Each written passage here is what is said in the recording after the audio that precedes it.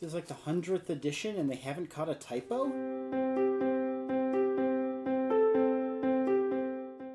Okay, it's a beautiful day. I'm in my new library and I have my Three Sloth Moon t-shirt on, so all ready to do some reading. The Curtain. And the secret garden bloomed and bloomed, and every morning revealed new miracles. In the robin's nest there were eggs, and the robin's mate sat upon them, keeping them warm with her feathery little breast and careful wings.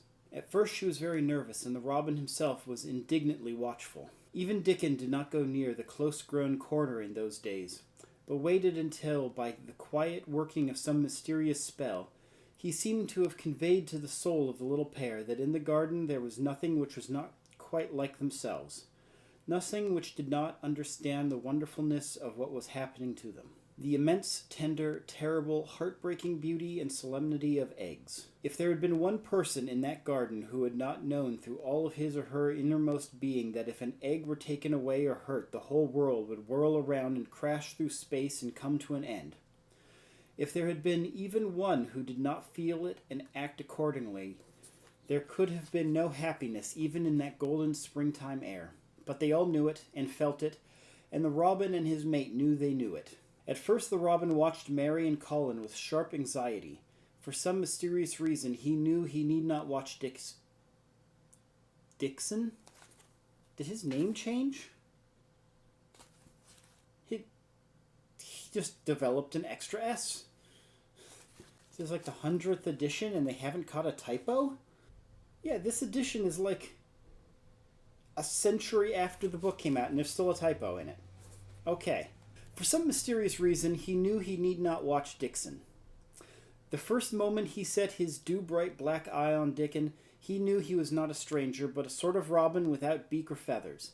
He could speak robin, which is quite a distinct language, not to be mistaken for any other. To speak robin to a robin is like speaking French to a Frenchman. Dickon always spoke it to the robin himself, so the queer gibberish he used when he spoke to humans did not matter in the least. The robin thought he spoke this gibberish to them because they were not intelligent enough to understand feathered speech. His movements also were robin. They never startled one by being sudden enough to seem dangerous or threatening. Any robin could understand Dickon, so his presence was not even disturbing.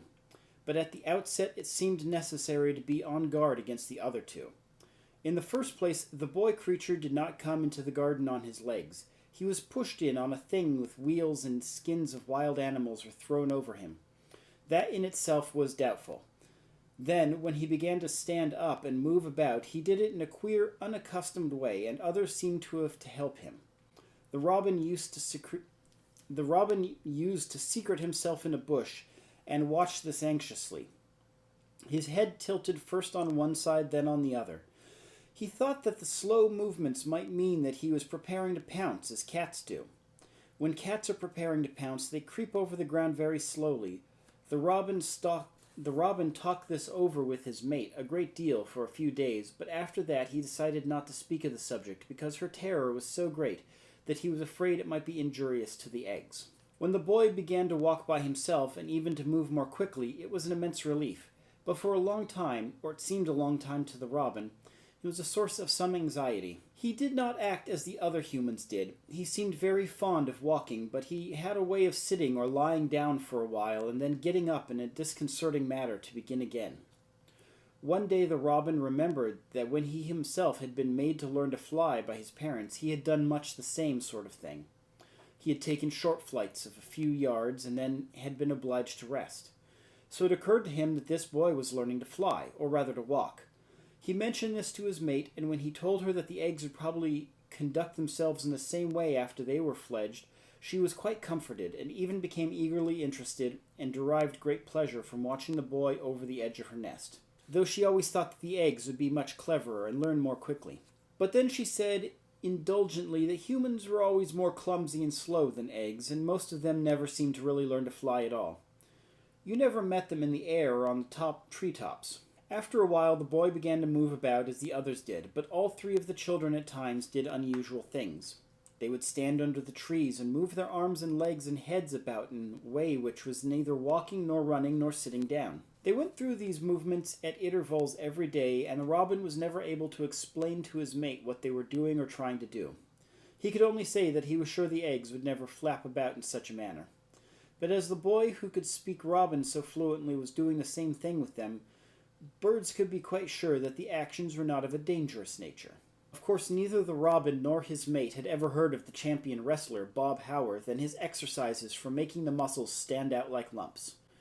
Robins are not like human beings. Their muscles are always exercised from the first, and so they develop themselves in a natural manner.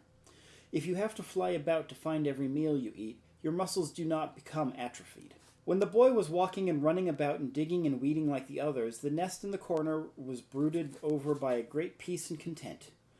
Fears for the eggs became things of the past. Knowing that your eggs were as safe as if they were locked in a bank vault, and the fact that you could watch so many curious things going on, made setting a most entertaining occupation. On wet days, the egg's mother sometimes felt even... It's almost starting to feel offensive that this other robin is continuously referred to as the mate or the mother. On wet days, the egg's mother sometimes felt even a little dull because the children did not come into the garden.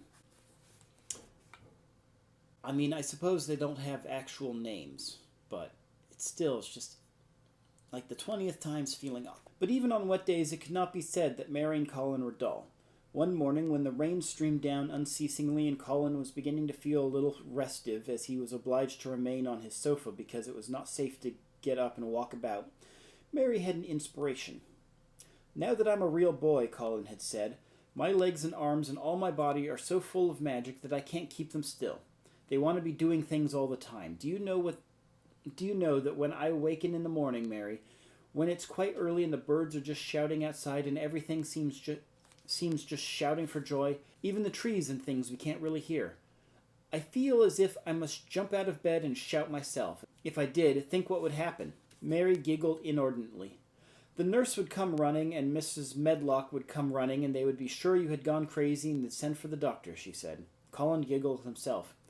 He could see how they would all look, how horrified by his outbreak, and how amazed to see him standing upright. "I wish my father would come home," he said. "I want to tell him myself. I'm always thinking about it. But he couldn't go on like this much longer. I can't stand lying still and pretending, and besides, I look too different. I wish it wasn't raining today."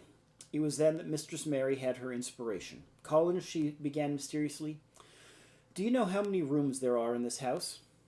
"About 1,000, I suppose," he answered. "There's about 100 no one ever goes into," said Mary. "And one rainy day I went and looked into ever so many of them. No one ever knew, though Miss Medlock nearly found me out. I lost my way when I was coming back, and I stopped at the end of the corridor. That was the second time I heard you crying." Colin started up on his sofa. 100 rooms no one goes into," he said. "It sounds almost like a secret garden. Suppose we go and look at them. You could wheel me in my chair and nobody would know where we went." "That's what I was thinking," said Mary. "No one would dare to follow us. There are galleries where you could run. We could do our exercises. There's a little Indian room where there is a cabinet full of ivory elephants. There are all sorts of rooms." "Ring the bell," said Colin. When the nurse came in, he gave his orders. "I want my chair," he said. "Miss Mary and I are going to look at the house, part of the house which is not used. John can push me as far as the picture gallery because there are some stairs. Then he must go out and leave us alone until I send for him again." Rainy days lost their terrors that morning. When the footman had wheeled the chair into the picture gallery and left the two together in obedience to orders, Colin and Mary looked at each other delighted. As soon as Mary had made sure that John was really on his way back to his own quarters below stairs, Colin got out of his chair. "I'm going to run from one end of the gallery to the other," he said. "Then I'm going to jump, and then we'll do Bob Howarth's exercises." And they did all these things and many others. They looked at the portraits and found plain little girl dressed in green brocade and holding the parrot in her finger. "All these," said Colin, "must be my relations. They lived a long time ago. That parrot one, I believe, is one of my great-great-great-great-great-aunts. She looks rather like you, Mary. Not as you look now, but as you looked when you came here. Now you're a great deal fatter and better looking." "So are you," said Mary, and they both laughed. They went to the Indian room and amused themselves with the ivory elephants. They found the rose-colored brocade boudoir and the hole in the cushion the mouse had left. But the mice had grown up and run away, and the hole was empty. They saw more rooms and made more discoveries than Mary had made on her first pilgrimage. They found new corridors and corners and flights of steps and new old pictures they liked and weird old things they did not know the use of. It was curiously entertaining morning and feeling of wandering about in the same house with other people, but at the same time feeling as if one were miles away from them was a fascinating thing. "I'm glad we came," Colin said. "I never knew I lived in such a big, queer old place. I like it. We will ramble about every rainy day. We shall always be finding new queer corners and things." That morning they had found among other things such good appetites that when they returned to Colin's room it was not possible to send the luncheon away untouched. When the nurse carried the tray downstairs, she slapped it down on the kitchen dresser so that Mrs. Loomis, the cook, would see the highly polished dishes and plates. "Look at that," she said. "This is a house of mystery, and those two children are the greatest mysteries in it."